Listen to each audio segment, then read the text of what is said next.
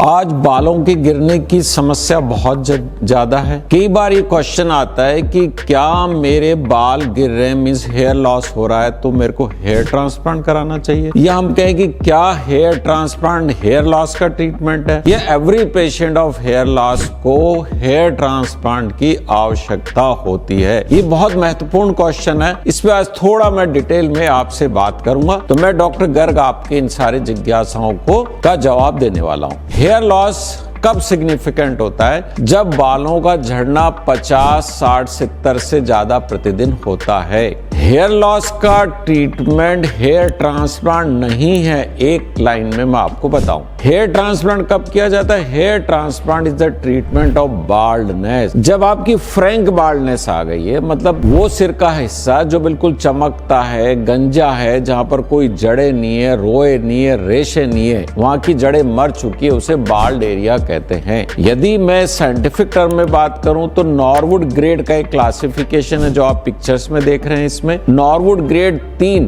मतलब 3 या उससे ज्यादा की स्टेज पे जिसमें एक फ्रैंक बाल्डनेस दिखती है, उस ग्रेड में हम हेयर ट्रांसप्लांट एडवाइस करते हैं। 23 से 25 साल की उम्र से पहले हेयर ट्रांसप्लांट नहीं किया जाता है या अवॉइड किया जाता है अनलेस और until high grade of baldness ना हो। हेयर लॉस के कई कारण होते हैं। कई बार सीजनल होता है, कई बार स्ट्रेस के कारण होता है, कई बार नॉर्मल हेयर फॉल भी होता है, प्रतिदिन 20-25 बाल गिर रहे हैं, लेकिन बाल पतले हो रहे, हेयर लाइन पीछे की तरफ जा रही है और ये डीप हो रहा है, ये क्राउन के एरिया के अंदर आपको बाल्डनेस आ गई है, तो आपको डॉक्टर को कंसल्ट करना चाहिए। डॉक्टर अक्सर यदि आपकी नॉरवुड ग्रेड 3 या उससे ज्यादा की होती है, फैमिली हिस्ट्री पॉजिटिव होती है और वहां पर आपके बाल उगने के वापस आने के कोई चांस नहीं होते, तो आपको हेयर ट्रांसप्लांट के लिए एडवाइस करते हैं। Hair transplant with thinning with baldness में hair loss with hair thinning और बाल्डनेस यदि हो जाती है नॉरवुड ग्रेड, उसके ऊपर हम ट्रांसप्लांट के लिए एडवाइस करते हैं। लेकिन ट्रांसप्लांट से हेयर लॉस ठीक नहीं होता है, ट्रांसप्लांट से बाल्डनेस का इलाज होता है। जो हेयर लॉस हो रहा है उसका इलाज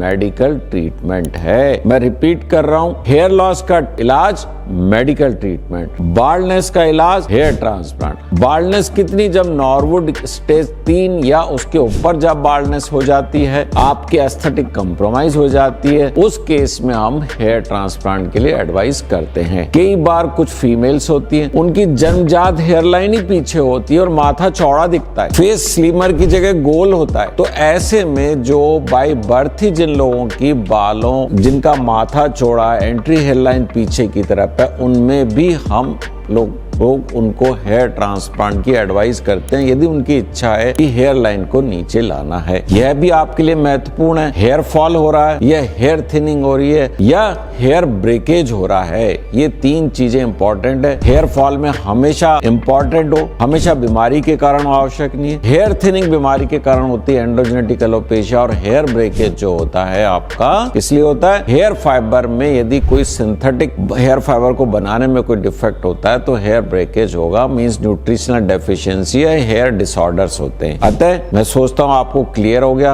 हर हेयर लॉस के पेशेंट को हेयर ट्रांसप्लांट की आवश्यकता नहीं है। बाल्डनेस के ट्रीटमेंट के लिए हेयर ट्रांसप्लांट की आवश्यकता होती है और ये आप और डॉक्टर के डिस्कशन के निष्कर्ष पर डिपेंड करता है कि आपको ट्रांसप्लांट कराना है या नहीं कराना है। Thank you.